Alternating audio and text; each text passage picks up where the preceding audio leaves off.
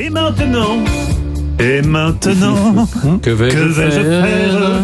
Écoutez Olivier Pouls, bien sûr notre expert gastronomique. Vous nous parlez, Olivier, du diplomate. Oui, vous savez que l'histoire de la cuisine et de la pâtisserie peuvent être étrangement liées à l'histoire de la diplomatie. Et dans ce cas précis, eh ben oui, c'est exactement ça.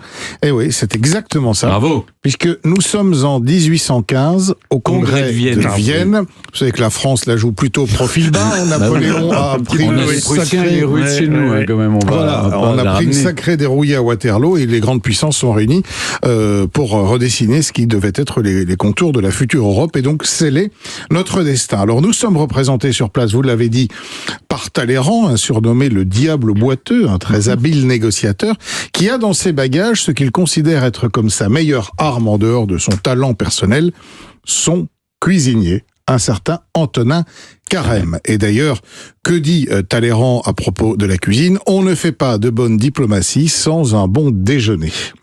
Et il va tout au long du congrès de Vienne qui va durer plusieurs mois. La diplomatie de la table. Faire de la diplomatie de la table. Et évidemment, Antonin Carême, qui à l'époque a une trentaine d'années, il est déjà réputé comme un très grand chef. Il fascine absolument toutes les délégations du monde entier, enfin du monde entier, de l'Europe en tout cas, de ceux qui sont là, qui se battent pour venir assister aux repas qu'il propose, des repas énormes. On y mange jusqu'à 48 plats d'affilée, ça dure des heures.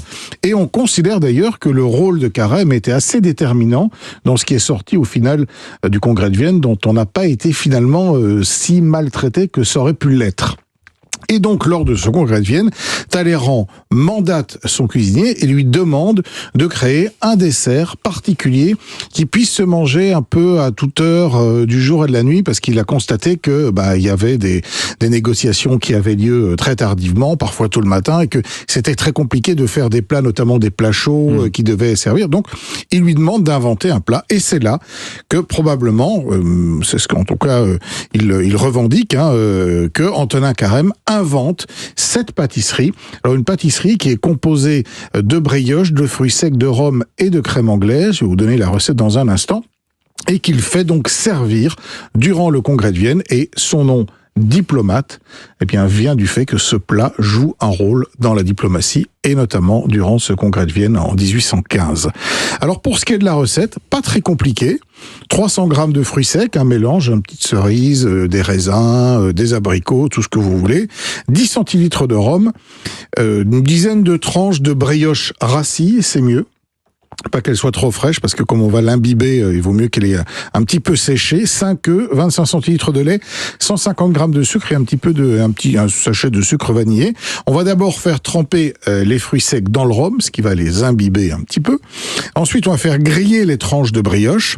On va faire un appareil avec les œufs, dans lequel on va ajouter le sucre vanillé et le lait. On mélange bien tout ça.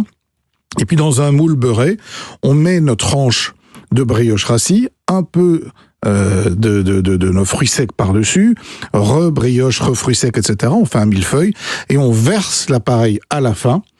Ça fait une espèce de pudding en fait, puisque le pudding. Ouais, c'est un pudding. Il y a l'esprit d'un pudding et on va le cuire pendant 1 heure à 150 degrés au four au bain-marie. On le sert froid accompagné de crème anglaise. Et voilà la recette de ce qu'est un diplomate et une bonne recette diplomatique. Est-ce que le diplomate est meilleur que le plum cake de la maison Bonnat? De la maison Bonnat que nous mangeons régulièrement ici. Parce que ça me fait penser, mais de loin.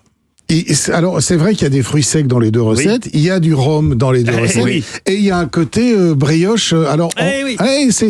C'est vrai que c'est un peu similaire, mais en fait, le diplomate, dedans, il y a une crème qui est prise avec des œufs et avec du lait. Et donc, on a vraiment une texture qui est très différente.